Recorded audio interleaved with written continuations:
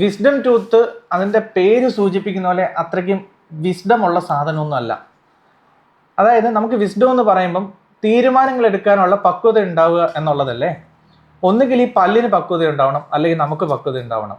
അതായത് ഒരു ഒരു എന്താ പറയുക, ഒരു സ്ഥലത്ത് ഒരാൾക്ക് ചെന്നിരിക്കാനുള്ള സ്ഥലമില്ല എന്ന് മനസ്സിലാക്കാനുള്ള പക്വത ഈ പല്ലിനുണ്ടായിരുന്നെങ്കിൽ ഇയാൾ പുറത്തേക്ക് വരില്ല.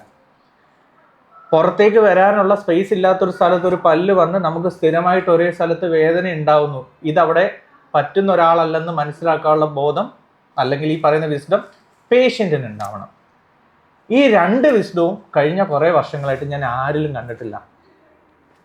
അത് പറയാനുള്ള കാര്യം, ഒരാളെ അല്ലെങ്കിൽ ഒരു 18 വയസ്സ് കഴിഞ്ഞ ഏതൊരാൾക്കും വിസ്ഡം ടൂത്തിന് പെയിൻ വരാം.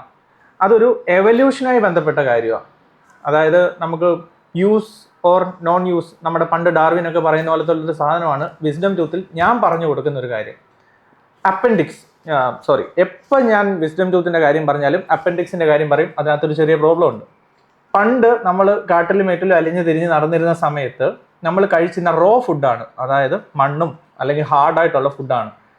അപ്പം ഇത് ചവച്ചരയ്ക്കാൻ കട്ടിയുള്ള നമ്പർ ഓഫ് ടൂത്ത്സ് വേണമായിരുന്നു. പണ്ട് പറഞ്ഞിരുന്നത് more than 32 ടീത്ത് ഉണ്ടായിരുന്നു എന്നൊക്കെ പറഞ്ഞിരുന്നത്. അതേപോലെ തന്നെ ഈ കഴിക്കുന്ന ഫുഡിനകത്തുള്ള ഇംപ്യൂരിറ്റീസ് ക്ലീൻ ചെയ്യാൻ വേണ്ടിയിട്ട് അല്ലെങ്കിൽ അരിച്ചു മാറ്റാൻ വേണ്ടി നമുക്ക് അപ്പൻഡിക്സ് വലുത് വേണമായിരുന്നു. എവല്യൂഷൻ നടന്നു. നമ്മൾ കാട്ടിൽ നിന്ന് വീട്ടിൽ കയറി കുക്ക് ചെയ്ത് ഫുഡ് കഴിക്കാൻ തുടങ്ങിയപ്പോൾ പ്യൂറായിട്ടുള്ള നല്ല ഫുഡ് കഴിക്കാൻ തുടങ്ങി. നമുക്ക് ചവയ്ക്കുക എന്ന് പറയുന്ന ജോലി കുറഞ്ഞു. ചവയ്ക്കുക എന്ന് പറഞ്ഞ ജോലി കുറഞ്ഞപ്പോൾ ചവയ്ക്കാനുള്ള പല്ലുകളുടെ എണ്ണം കുറഞ്ഞു, ജോ സൈസ് കുറഞ്ഞു. നമ്മൾ പണ്ട് പുരാതന മനുഷ്യൻ എന്ന് പറഞ്ഞാൽ ഇങ്ങനെ ഒരു ചാർട്ട് കാണാറുണ്ട്. 4 കാലിൽ നടക്കുന്നു, എണീറ്റ് നിൽക്കുന്നു, നിവർന്ന് നിൽക്കുന്നു, വീണ്ടും കമ്പ്യൂട്ടർ എടുത്തുനിന്ന് ഇങ്ങനെ ഇരിക്കുന്നു. ഇതിനകത്ത് നിങ്ങൾ നോക്കിയാൽ കാണാൻ പറ്റുന്നൊരു കാര്യമാണ്, ജോ സൈസ് അതിനകത്ത് ഗ്രാജുവലി കുറഞ്ഞു വരുന്നുണ്ട്.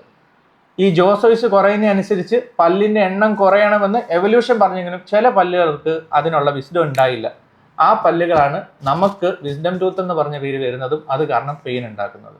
വിസ്ഡം ടൂത്ത് പ്രോപ്പറായിട്ട് അല്ല വരുന്നെങ്കിൽ നിർബന്ധമായും അവരെ റിമൂവ് ചെയ്യാൻ ശ്രമിക്കുക. അതർവൈസ് നമ്മളുടെ കവിളിൽ കടി കിട്ടുന്നതിനും TMJ എന്ന് പറയുന്ന ജോയിന്റിന്, ടെമ്പറോ മാൻഡിബുലർ ജോയിന്റിന് പെയിൻ വരുന്നതിനും കവിളെ കടി കിട്ടി വെള്ളപ്പാടുകളും അതുവഴി നമുക്ക് ആവശ്യമില്ലാത്ത രോഗങ്ങൾ, അതായത് ക്യാൻസർ പോലത്തുള്ള അസുഖങ്ങൾ വരാനും ചാൻസ് ഉണ്ട്.